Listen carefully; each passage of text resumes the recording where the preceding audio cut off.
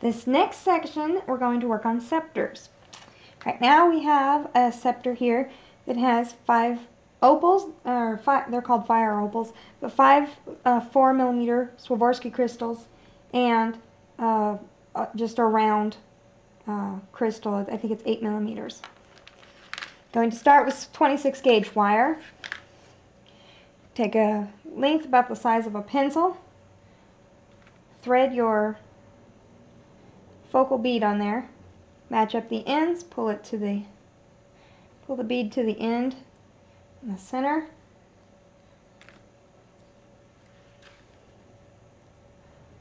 You're going to hold on tight with your pliers and grab your Black & Decker.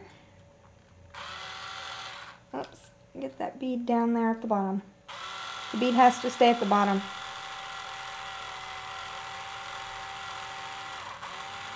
I like twisting really tight. I think the tighter you get it, the prettier it is. On most things. I take off the end, and what I've done on this one is I just twisted it up, twisted it around. You don't want to use all your wire to twist around it, but you do want to use a bit. And as you can see, that's way too small. So my wire was too small on that. I'm going to take off my bead, just snip, take your bead out.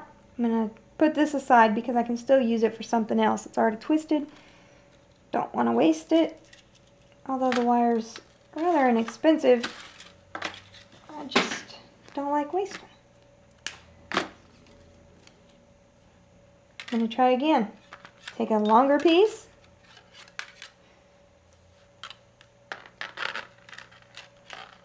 Line up the ends. Pull your piece, your focal bead down at the bottom. Hold it with your pliers. And start twisting.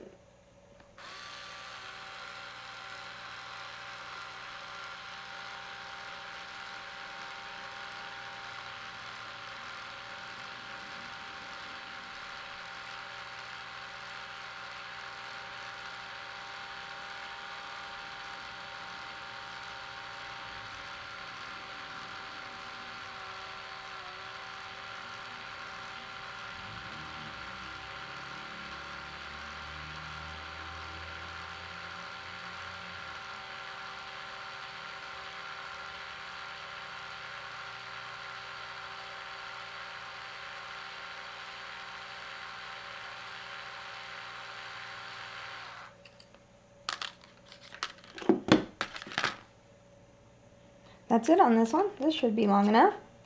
Just start twisting that bead around there. Twist it a couple times around in one direction. Turn it. Twist it in another direction. So it's going all the way, kind of like rolling yarn. You want it to go all the way around. And you want it to look very complicated, even though it's not. And then your bead is on the inside. And we already have the twisted wire that I had twisted earlier. And about that long. And if you don't do anything on the ends of these, it kind of helps, because then when you go to set it next to your fairy, if you want it shorter or long, shorter anyway, you can cut it down. So I like leaving the scepter sticks kind of long. You start by, let's see how far up I went on that one. You go up like about just a little tiny bit, a finger width above there. It doesn't really matter. And you start wrapping. And I wrap down and then back up a little bit, and that'll hold it on pretty good.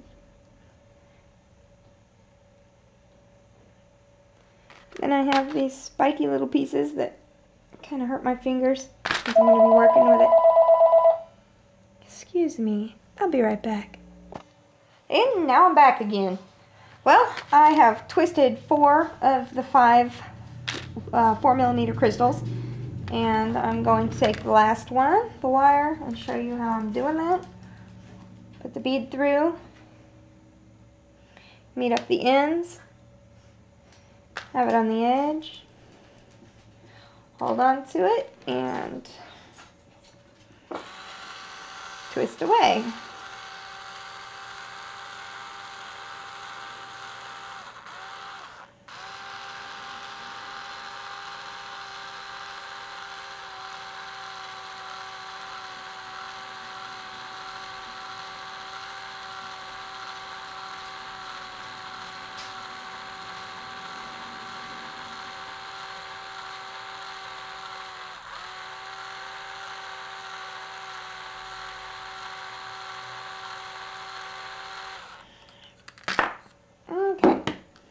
Now, you want to make these a little longer than the top because you're going to put some extra twists in for decoration.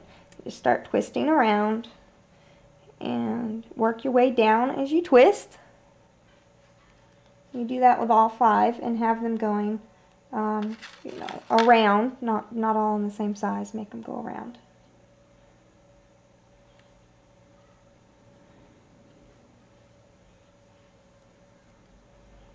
As thrilling as this is to watch, I will stop the camera for a minute so that way I can put the last 3 on there, and then I'll be right back.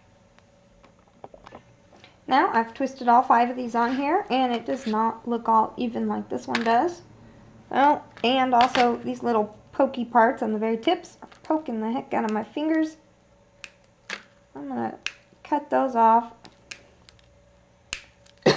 You really don't want to lose these little pieces on the floor. If you step on them, they hurt. Not that I'm talking from experience or anything. And try not to flatten it too much because it'll make it look ugly. Take your pliers with the rounded tip again and just curl these under a couple times. And looky there, you have a little curly cue. Make them different heights for interest. You don't want them all the same height. How boring would that be if they were all the same? I say that and then I think of the crowns that are the same. But oh well.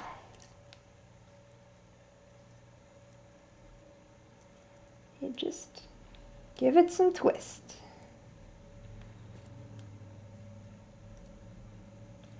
You pull them out so that you have some flair.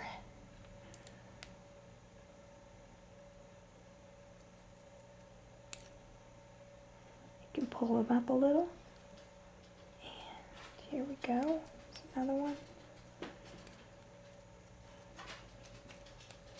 Alright, well there's your 5 there. And I noticed that this one is taller than I want. So I'm going to twist it down a little. Pull it out. And there you have your fire opal scepter.